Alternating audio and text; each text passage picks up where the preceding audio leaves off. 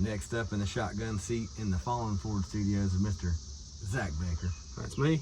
Welcome to the show. Appreciate it. Appreciate you having me. Fellow podcaster. Oh, yeah. Yeah, we got into it a few years ago. We like it. Hollar in Kentucky. Hollar in Kentucky. That's us, yeah. And where can people look you up at on that? Everywhere. Spotify. We don't have any YouTube. We don't do video work, so we're Spotify. We're audio only, so Spotify, iTunes, all the podcast stations. And it's Hollar, Hollar. Yeah. And then the letter N in Kentucky. And you spell out Kentucky or just K-O-R? We spell out Kentucky. Okay. Yep. Make sure you check them out. Yeah, please do. He brought me a couple. Now, this is a rarity. Normally, I provide the cigars. This time, Zach brought some good cigars. This one is, it's called La Gloria Cubana. Yeah. Series R. Yeah, it's one of my personal favorites, yeah. Maduro is my favorite. Oh, I didn't realize you were such a cigar guy until I saw you started seeing your show. And I'm proud of myself in liking good cigars, I guess. So that's why when I had the opportunity to come down here and talk with you, I was like, I'm going to bring you my two favorites and see how he likes them. So we'll see how they go. Now, you're telling everybody what you're smoking. Yeah, I got a Leva Serie V, and it's a Milano. It's probably my personal favorite of the two, but that's a close second. Yeah. The box press. Yeah, box press. That's a great one. Yeah, but any of those styles, as far as the pressings and stuff. And you typically do a V cut. That's my yeah. Got my fancy, one of the few fancy things I have. I use an El Cheapo. Let me do a comparison because I picked yours up a second ago, and this is like 5 times heavier than this. Yeah, that's like I said. I'm a little bit of a connoisseur, I guess. So I invested a little bit of money in mine. I've got to upgrade because now that I'm starting to learn a little bit more about them. Yeah, it's good to have good equipment. Yeah. Oh yeah, it makes a difference. And I got this little. You got a torch? Yeah, somewhere in there. There it is. So I'm assuming this is not a Cuban cigar. It's just no.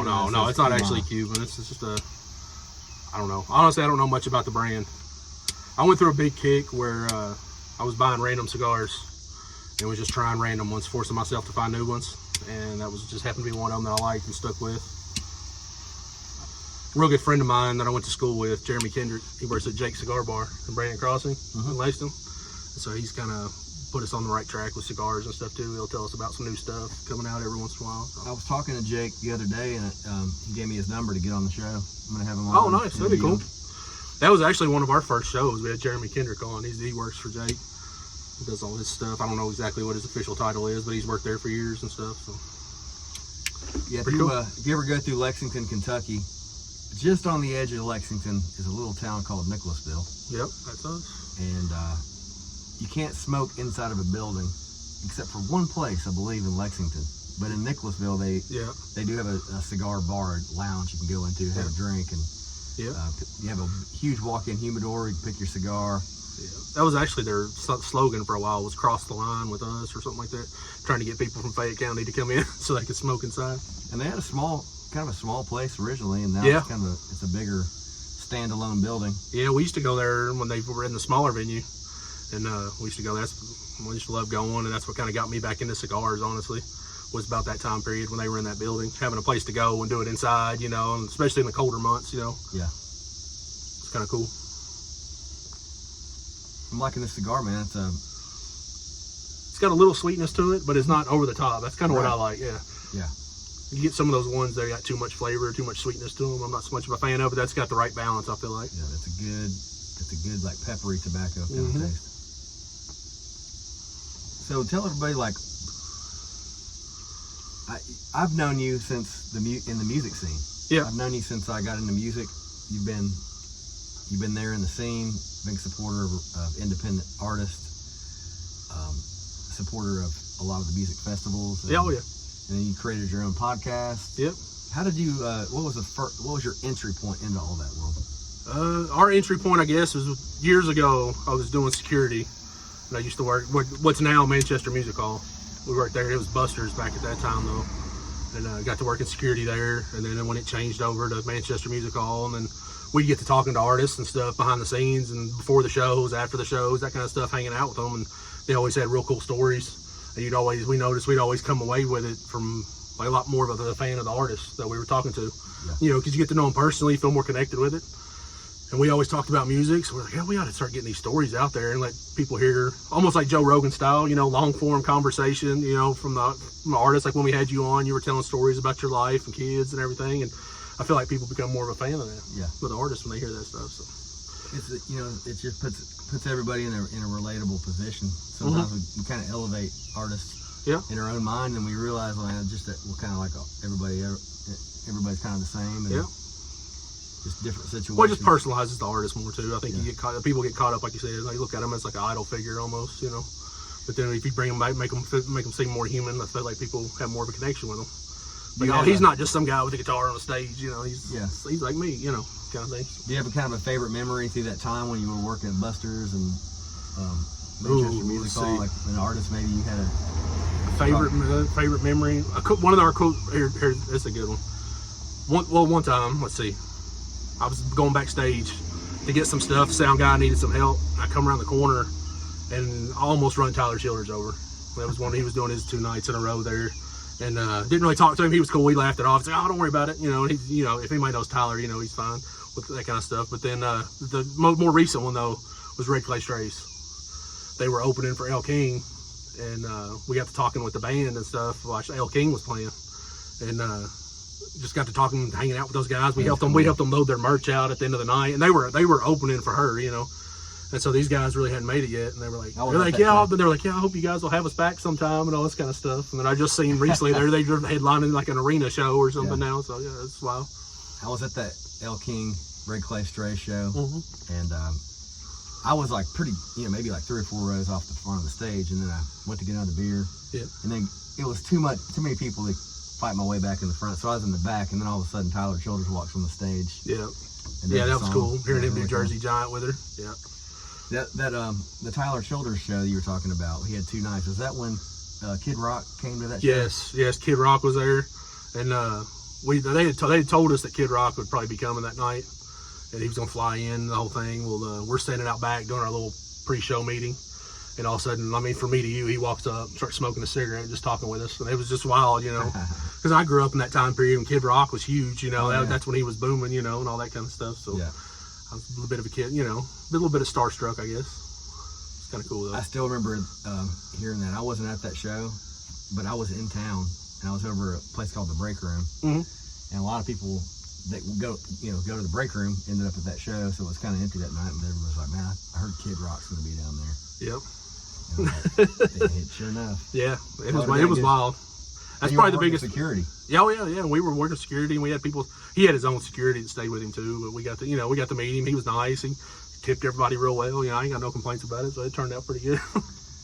I've got a cousin that used to hang out with Kid Rock, and my cousin was he was vice president of Donzie Boats. So Donzie Boats, they were in a lot of Hollywood movies and productions back in the day. So they were the real long kind of like cigarette boats, whatever they call them. But they had some that were, ocean worthy and things like that. But he got to hang out with like a lot of celebrities because of that. Yeah. But he said he showed me a picture. Said he was hanging out on the couch with Kid Rock, and he was kind of busted up over a breakup, and he starts writing a song, and my cousin Nick was like feeding him some words and some lines, and he was like, man, that's pretty good. And then the song comes out, and he gives my cousin Nick Miller not a co-write credit, but a little shout out on the album itself. Oh, nice. Which is cool. Oh, that's awesome. I think that's one cool thing about hanging out with artists. Yeah. And I, being an artist myself, a lot of settings that I'm in, I just kind of I forget about that. I like the story. Yeah.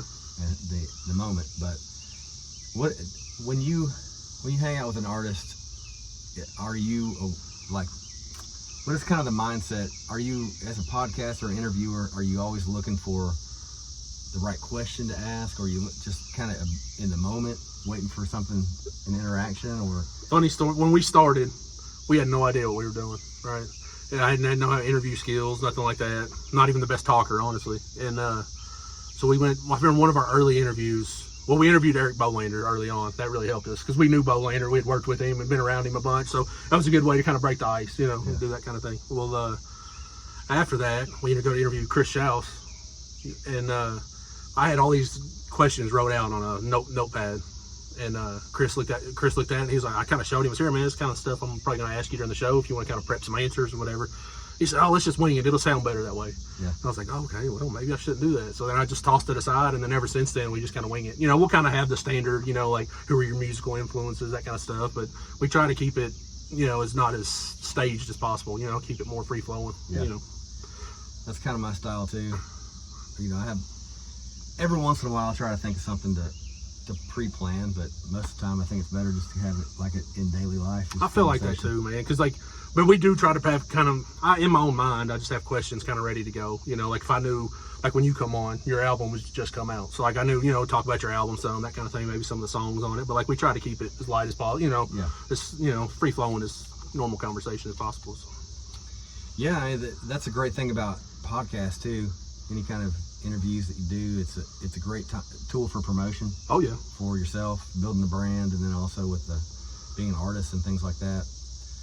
Also, you know, that's one reason I threw the cigar in there, because the cigar reviews are kind of something else to do. Yeah. Well, you know, like kind of form your thoughts or whatever. And well, it helps bring in another element to it too. Yeah. You know, you got people that may not be so much in the music scene, but like cigars, and now they're gonna find you, you know, or vice versa. You know, people that are more music, and now they're gonna start smoking that cigar because they seen you know, said it was good or whatever. So crosses up those worlds. I like the way that you guys have the building, kind of the standalone building out there behind. Is that in your yard? Yeah. It's just in my backyard. I bought the 12-foot by 24-foot storage building, and just took in one half of it. I got just like a normal shed, you know, with my tools and mower and stuff. But the other half I blocked off and insulated, run electric, and did the whole thing. And it was our way, because we got dogs, they like to bark and everything, and so we did some test runs in the house. But then the dogs would hear something outside, they'd be barking and everything. So, and I had kids, you know, daughters with friends coming in and out. So it was easier just to buy that building and do it that way. It makes for a really great studio setup. Yeah. No, it definitely does, and we're kind of proud of it, because like we put a lot of work in it. And I think when you were there, we didn't have walls or nothing in it yet, but like I bought some cheap paneling and insulated and put real walls and stuff in there now. So next time when you come back, you'll see the little bit of an upgrade, I guess. So you can do it in the wintertime, not be too cold. Well, that was kind of the idea too, because like this time of year, you're gonna sit out there and burn up. So we definitely had to get the electric run, and I wired it right so I could run multiple air conditioners out there at once, you know, if I needed to, and all that kind of stuff. So, and then the heaters in the winter, it is like, it's finally hot in Kentucky. It's really muggy. We had a lot of rain. We've had so much rain this year so far. It's been abnormally cold too, I feel like. We've had like some chilly moments, and now all of a sudden we got the cicadas, the 17-year this last week or two, it's been crazy. It's been muggy, but how do you do with those cicadas? They bother you? They start to, I don't know, they almost set in my mind, they kind of set this rhythm up where it's almost like a horror movie. You know what I'm saying? Like it's very anxiety inducing to me to hear it. Like, and also, they're really loud at our house, so like you can hear them like over top of the TV and everything as well. And you can, if we're like real quiet, you hear that? Yeah. For the audience members at home, they don't have cicadas, like they're everywhere. Yeah. And this is like a quiet neighborhood, like a quiet area. I have been in areas where you can't even hardly hear yourself think, it's so loud. Yeah, It's a droning. Well, you drive a lot for work too, I'm imagining, when you're going to seeing everything, and you'll hit patches where you'll get those big splatters all over your windshield, and you feel like you got to scrub your windshield 2 or 3 times a day to get all the bug guts, you know, cicada guts off of it. I've got at least 100 little spots on my windshield. Yeah, it's bad. Yeah, it's definitely bad. My wife hates them, so every time she goes to let the dog out, she freaks out. She's scared some of them's gonna get in the house or something. So it's funny to watch her deal with that. Man, who are you listening to these days? Like, who's on your radar, and who's kind of like your biggest influences through the years of like what music you listen to, and do you have any kind of bands that pop into your head immediately? Of the current people, like, let's see, probably my favorite album this year so far has been Luke Trimble's. Of people that have had stuff come out this year. There's other great ones in there, but Luke Trimble's really sticks out to me real well. That whole album, top to bottom, I feel like was really good. And we were privileged enough to get him on the show and get to talk about that, you know, where the songs came to be and all that. Colton Bolin is another youngin' that we like. And I'm not just saying this because we're on your show, but I can prove it. Your album last year was one I listened to a lot. Like, you know, you get those little things at the end of the year that tell you what you listen to the most and all that stuff. I got screenshots. I can prove it. I'm not just saying that. I appreciate it, brother. Y'all listen to Lance's album. It's really good. So I'm going to send, as soon as I get back from the studio, I'm going to send you my new stuff. See what you think of it. Okay. Got 2 more songs about ready to go. honestly, that's been one of the coolest things that's caught us off guard with the show, is when artists say that right there, what you just said to us. They're like, hey, I just recorded these 3 songs. Y'all listen to them, check them out. So like, we feel like we're kind of in on it a little bit. You know, like you get to hear them before everybody else. Kind of makes you feel like you're part of a club or something. We definitely need that feedback. My ashtray, by the way, if you need it.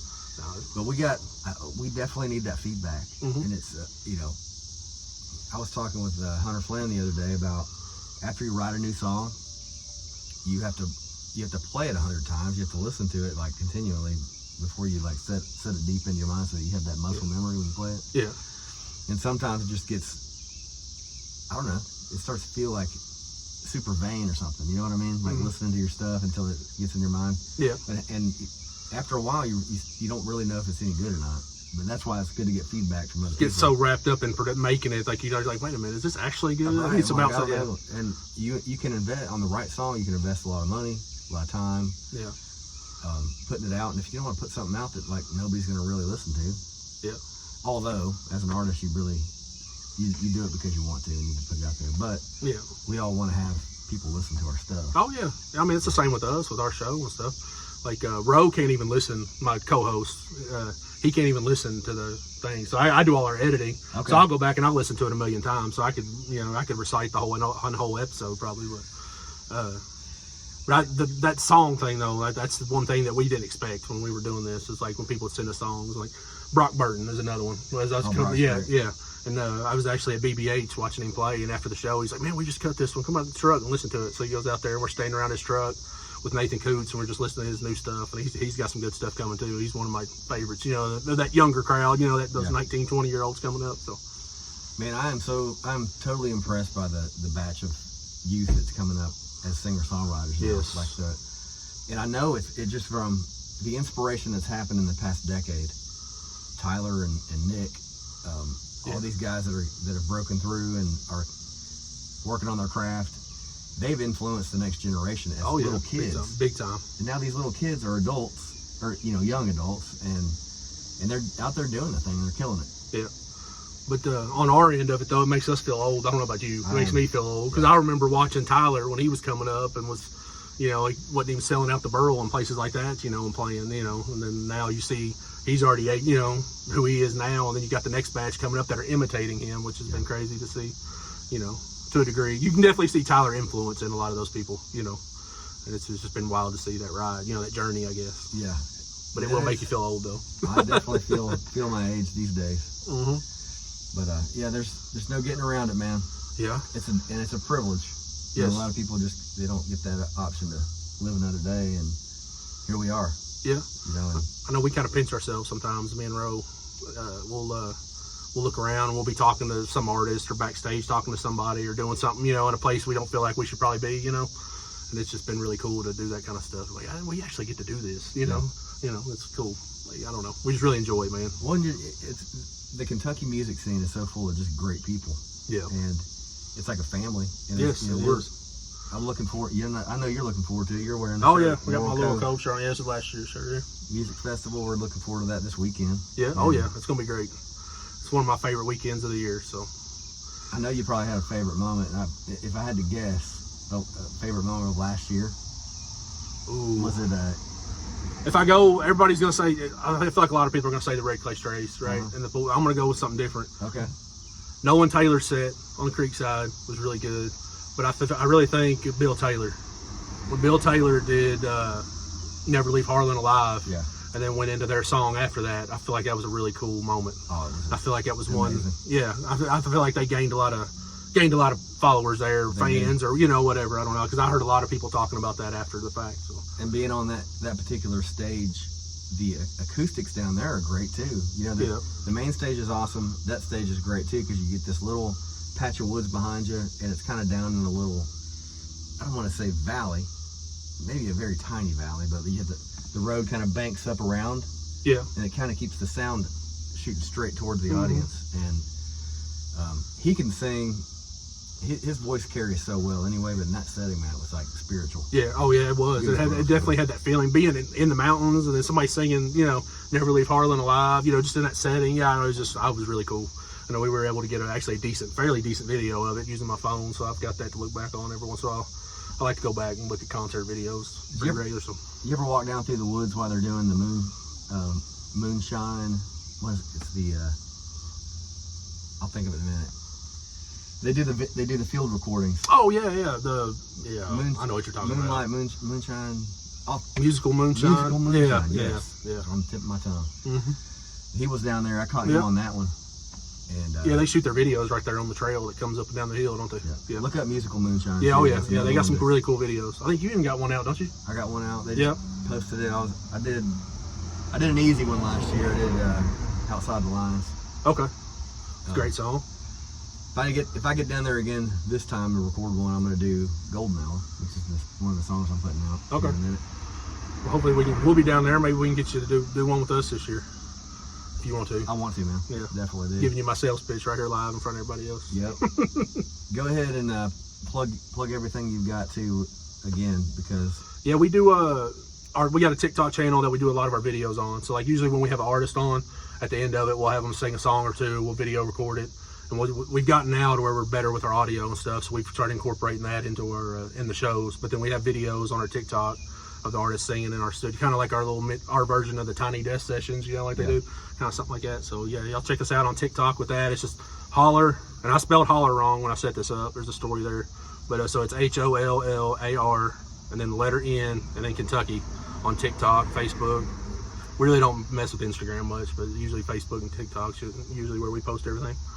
I think TikTok has proven itself to be the platform where people can go viral pretty quick. Instagram's a tough sell. Facebook is kind of overrun by bots these days, and people that really, I don't know, aren't gonna, they're not like digesting what they're saying that much. I think it's a breeding ground for arguments too. Yeah, Facebook. I stay at all the negativity stuff. I'm on there. The only reason I'm on social media is for music. So a lot of my feeds and stuff stay with music. Find a newer artist, people I never heard of, that'll post a video or something. So that's kind of what I use it for. And then sharing our own content, that kind of stuff. I stay at all the political stuff. There's too much. There's not. That's never going to end. No, that's always going to be there. And if you want to hear all that stuff, there's plenty of places you can go hear it. That's why on our show we don't talk about anything political. We stay out all that kind of stuff. We'll leave that to the Foxes and NBCs and all of the world. Let them do that stuff. What's your personal opinion on? I probably already know it because of what you just said, but what's your personal opinion on artists singing about political things or like whatever's going on in the country or in the world? If they're singing about what's going on in the world, I think it's okay. I don't know that I would necessarily like it if like somebody was singing a song trying to tell you, vote, like vote this way or how to feel about an idea, But if you're talking about topical things, I think that's part of music. I think that's something that would 50 years from now people could listen to, like I say, a song of yours that was talking about current events. They could be like, okay, this is kind of how people felt, and or looked at it, So there's nothing wrong with it. I think it's good overall. I think folk singers in particular, they kind of have a responsibility of like talking about current events in a way and however they feel about it. But I do feel like there's a lot of lines drawn in the sand with people as far as how they view an artist when they go that way. Yeah, it's very it can be a slippery slope when you dive into it. I guess my biggest thing would be like if you go to a concert and then the artist on stage goes on a rant about I hate Trump or Biden's an idiot, whatever their side is, like I don't know. We're there to see the music, that kind of stuff. Maybe hear some stories about you or something, but like let's keep the political stuff off the stage. I feel like anyway, those kind of situations can make you feel awkward. Yeah, no matter what you believe in, Well, people need that escape. That's what we talk about on our show a lot. Music's an escape for us, kind of get out of your, daily routine. Hear some cool stories that, from songs that you're hearing and stuff. And you go to a concert and want to hear those things live. That's the last thing you want to hear is something that's going to upset you or, it just puts bad vibes in there, really. You know what I mean? Yeah. People don't have a good time with that kind of stuff. So. Absolutely. Yeah. And like a song, I think one of the most beautiful things about a song is it kind of documents, no matter what it's about, how it makes you feel in a moment that you're experiencing in real life. All of a sudden it kind of marks that moment. So let's say you have a really good friend, you're out fishing and your radio's playing, you get this song and it's like all of a sudden, it's the sun's starting to set and you're just like, man, I'm never gonna forget this. And song will always be attached to that moment. Yeah, yeah. And every time you hear that song, you'll be in that moment. Yeah. that's a beautiful thing about it. It brings up these memories. So all of a sudden, if you get to a concert and the artist is up there blathering on about some political thing, it's like it can distract from that moment that brought you there in the first place. Yeah. And that's like, man, this is a spiritual song for me because of these moments that I've had with that album or whatever it is. Yeah.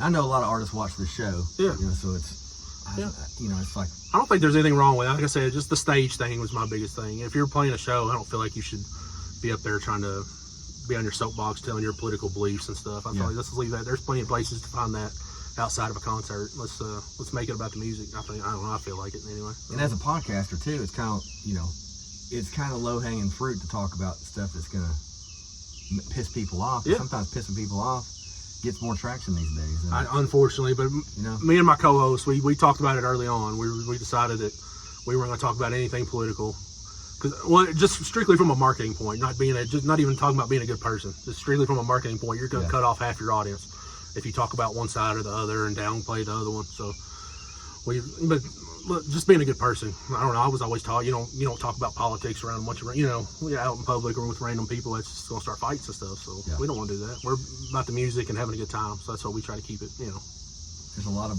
bars that I've been in that have a sign up behind the bar that says no politics, no religion. Mm-hmm.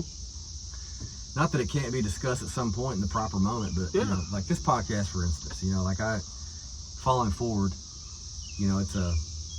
it's about how we handle ourselves when we're at our lowest point, and those stories that help us to get back up. Yeah, exactly. And I always like to ask, to where you're at now in your life, it's not always easy. I don't care how it looks to somebody or whatever, but it's like we all have things that we deal with, that we got through and are getting through maybe currently, or we'll go through.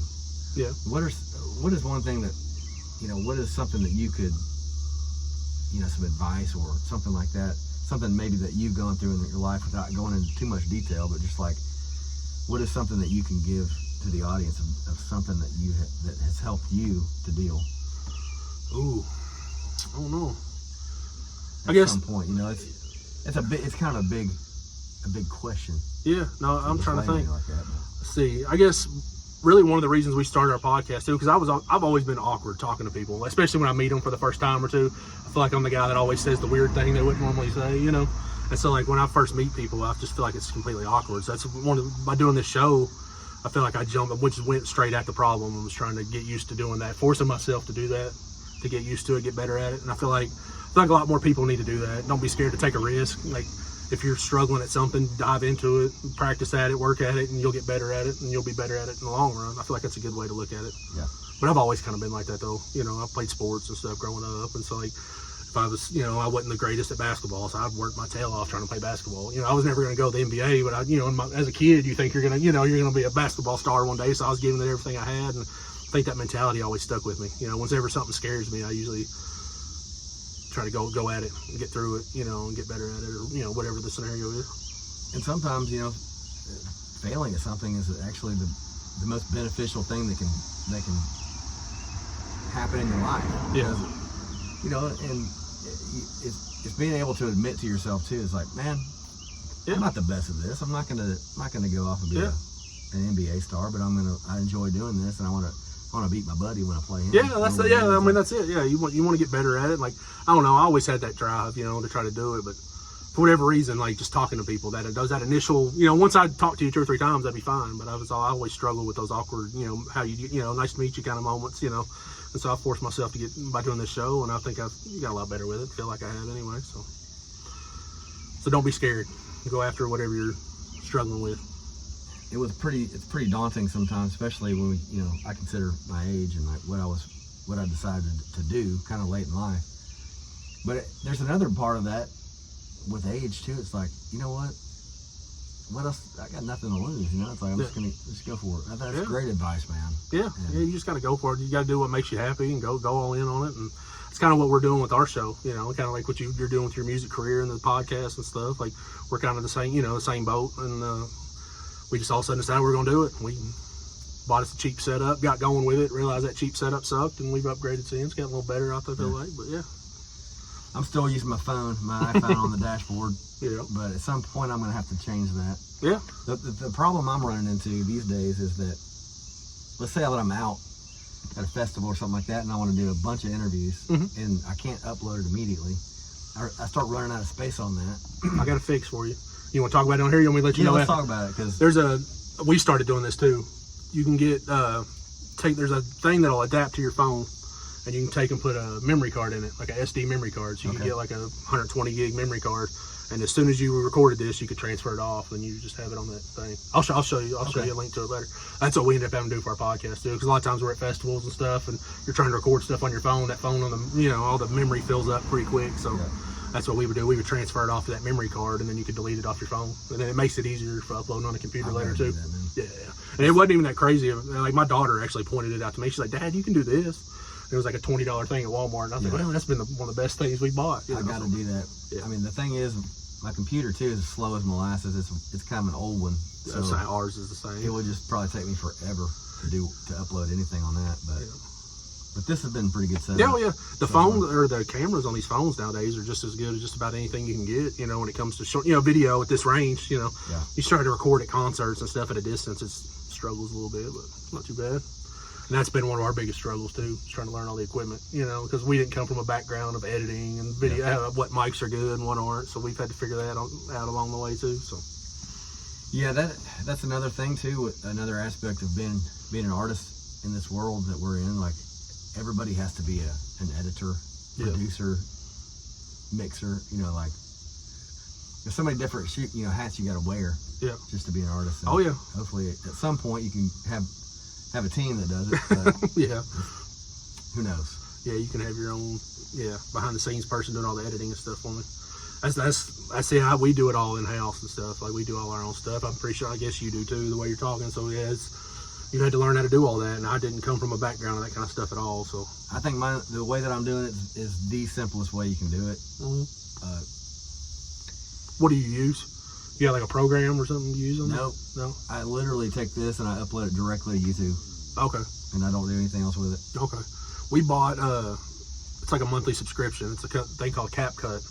Okay. And that was the easiest thing we found. It was real user friendly, and it was good for video and audio, so I can edit our podcast through it, or if we shoot a music video, we can record, we can do all the editing there, and syncing them up's really easy and stuff too. So do you have you got some people lined up for the podcast coming up? Yeah, we got Keegan Hatton coming up. It's our next one. It'll probably be our first one after Laurel Cove. He's got a new album, his first album, I guess, EP or whatever, getting ready to come out. So we're gonna get him in right before that album comes out. And he's another young one too. He just didn't have any music out. That's why I didn't bring him up earlier. But Keegan, I feel like that boy's got it. Me and my wife talked about it. Yeah, I feel like he's got it. He's a good youngin' coming up. Like you said, we're blessed in this time period we live in. Got a lot of good people coming through. He's somebody that I thought was way older than he is. Turns out he's like 18. Yeah, I think he is 18 or 19 or something. I know, that's what I remember when we interviewed him. He said that, and I was like, oh man, because I got a daughter that's 21, one that's 18, one that's 18. I was like, oh my gosh, I'm interviewing people my child's age, But he's got a good head on his shoulders. Oh yeah, he carries himself real well. He does. Yeah, he's got a killer voice. Got that tremolo in there. Yeah. I know he probably gets tired of people comparing his voice to anybody, but he definitely has his own style. Yeah. But some of the songwriting and combined with his voice reminds me of like an Eric Church. Even though he's not mainstream country at all, he's his own singer-songwriter. But yeah, I could hear that a little bit. But he invited me to share that, or to open that show for him up there at the Red Bicycle. So I'm going to go up there and do that. Yeah, that'll be good. I've never been up there. We're going to get up there for his album release thing, but I haven't been to any shows up there. Have you played up there before? I haven't played it. Okay. No, I've been to a bunch. I haven't been to that venue, so hopefully it'll be good too. Meese and Nolan Taylor one time. Okay. Yeah. No, that should be a real good show. I really like Keegan. He's got a song. I forget what it's called. Like, You're Gonna Know My Name or something. Yep. And I felt like I seen him play that at the Burl. And actually, when he opened for you all in Hollar, I think it was that night. Yeah. He played that song there, and I thought that was real fitting, so I made sure to get a video of that. I thought that'd be cool, 10 years from now when he's, whatever he turns out to be. I thought that'd be cool to have, Definitely. I think that may have been the last song he sang that day. Yeah. on stage?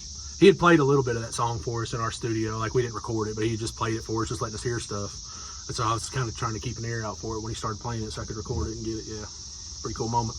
I like those kind of moments too. Like with a song like that, it doesn't come when he sings it. It doesn't come across as like an ego thing. No, yeah, it's a confidence thing. Yeah, and it's a confidence is coupled with a good solid vision. Yeah, and where you want to go in life. That's I feel really magic right there. Yeah, well, I don't think people see that in that generation, but I feel like he's got it, and I feel like there's more kids that have it. That all the old people talk like the younger generation doesn't have nothing going for them, but I feel like he's got it though. He's got that drive, and he's got it. He knows what he wants to do and the path he's going to take to get there, and he kind of makes you proud to see that generation's got that kind of drive. So. Yeah. Do you have like a dream interview you'd like to have on your podcast? Oh, when we started, we had a list, and I'm trying to remember who I was on it. Let's see, obviously, like Tyler would be a huge one for us. I feel like, and all the big, the Sturgills and the Chris Stapletons and all the big Kentucky guys. Tim Gooden was the one we got early on. We got the interview. Tim was on our short list of people we really wanted, our top 5 or whatever you want to call it, and so we were able to get that one early on. That was one of those first moments we had where we're like, damn, we get to interview Tim. He's actually going to talk to us. We thought that was really cool. So other than that, though, I mean, I don't know. We try to keep it as Kentucky as possible, but we do interview people from wherever, if we can catch them coming through. I'm trying to think who else would be on that list. I think Sturgill Simpson would be kind of one of my top. Yeah. And I think he's so elusive. Yes. Like he's not out and about doing, No, he doesn't do a lot. But I will see randomly he'll pop in. Like, he's done a couple Rogan episodes, and I think I saw where he did one. I forget who it was now. He did one with somebody else, but it was more like musical, like they were talking about instruments and like that kind of stuff. Yeah. But I feel like you don't see anything from Tyler really, so that would kind of be our dream one. I think Tyler would be a tough one because I feel like that could be a huge one. Just because there's not a million interviews with him out there, so people are like, oh god, Tyler's actually talking about stuff. Let's do it. So I don't know if they're still out there, but if you like search up podcasts with him on it, there's one with him and Jeff Cox. Jeff's driving him to a show years ago, and they're doing an interview while they're on the road. And I think, oh wow, I think it may be either Shooter Jennings or who's the singer that does a lot of like kind of nasty, filthy songs. Like Wheeler Walker. Wheeler Walker. Yeah, I think I do remember that now. Yeah, because I remember there was a video of that Sturgill, Wheeler, and Tyler on stage doing a song together or something. Yeah, I remember that. But it's like catching those early days before people like blow up next level. Yeah. It's awesome. Yeah, that's kind of been our lane though. We try to find the next group coming up and interview those kind of people. Obviously we'd love to have anybody, but one kid that I was really impressed with recently, I booked him on the BBH Spotlight there in Richmond, at Bluegrass Barrel House. Craig Cole. You know Craig? Yep. Yeah, I met him that night at BBH when we came up there and saw Brock and Nathan and all them playing.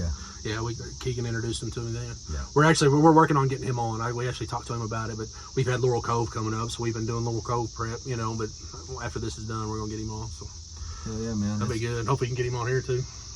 Yeah, see if he likes cigars. Yeah, actually, anybody that wants to have an interview, you got a story. Yeah. You want some, get on here and promote whatever you want to promote. Yeah.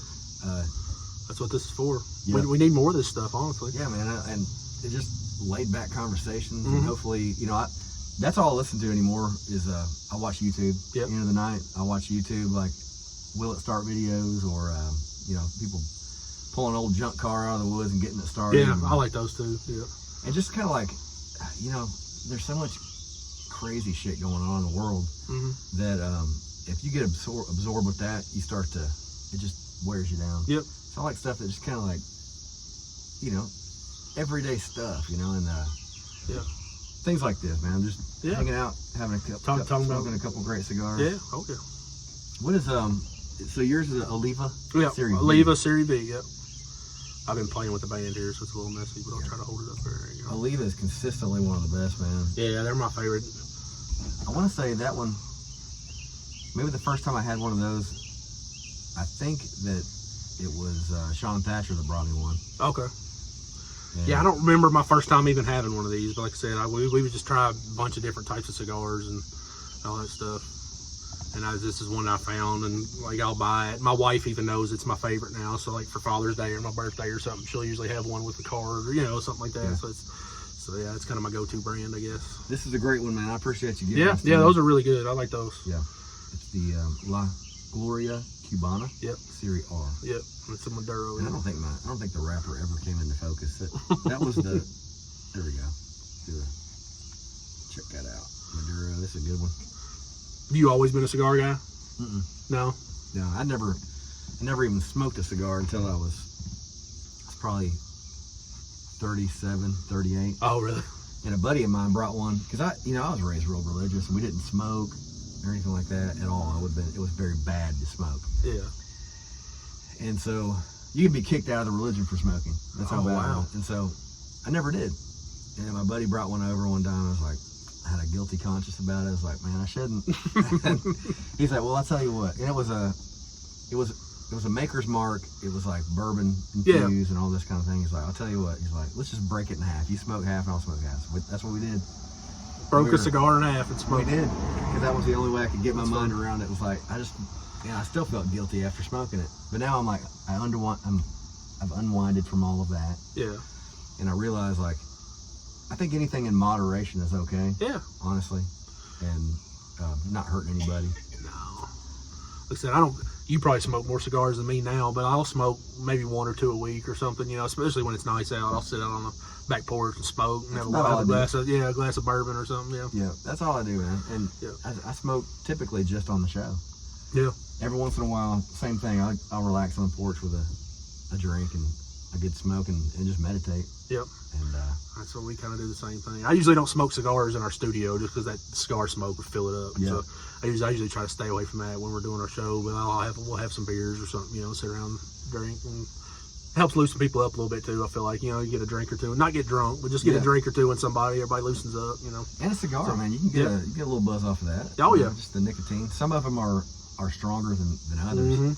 The first full cigar that I ever smoked after that story I told you. Yeah. Now my buddy Stephen Waters, who I interviewed on the show, he's one of my oldest friends. We were friends since we were 5. But the next one I had was an acid brand cigar. Oh yeah, those flavored ones. It may be the Drew Estate that puts that out. I think Drew Estate does make those. Yeah. But that one. That's the ones with all the crazy flavors, right? Like they got all kinds of. It gave me too much of a buzz, and I ended up like feeling so sick in my stomach after that. But also, I was inhaling the smoke. Oh, and you're not supposed to do that. Yeah, that's kind of lessons on that. That's kind of like me with my first dip I ever had. I dip. I don't smoke cigarettes or nothing. I dip, but I remember that first dip I ever put in. I was probably like 11, 12 years old or something. We were at the ball field, and somebody got a can from somewhere and put one in, and I just remember getting all just your head just spinning. You're like, oh gosh, that's too much. Yeah, it's hard to wear off. Yeah, I want to give a shout out to Hollarhead. Got brand new merch from them. Make sure you're checking Hollarhead out. Yep. I got a Jordan Lee King shirt on. Jordan Lee King's another good one. We're gonna see. I think Jeremy's gonna be at the festival. Okay. I think Jordan Lee King's gonna be there. Okay. Nice. Well, yeah, I haven't met Jeremy in person, so I definitely need to meet him. Great dude. Well, I've talked to him online a couple times. We've tried to set up interviews and stuff, and just haven't made nothing work yet. But yeah, I've been trying to get him on the show. Yep. He is so busy right now. Oh, I'm sure. And he drives, every time he does a show, he drives 4 or 5 hours, it seems like. Yeah, because he's from Western Kentucky, right? Yeah. So that's a little bit of a drive to get back this way to play anything. Yeah. Well, Zach, we're about 43 minutes into this thing, and I really enjoyed the conversation. It went by super quick. Yep. We're going to have a great time at Laurel Cove this weekend. Great time. So glad you made the time to come up here, and thank you so much for this. Oh, yeah. Yeah, you made the trip to my place, so I owed you one for sure.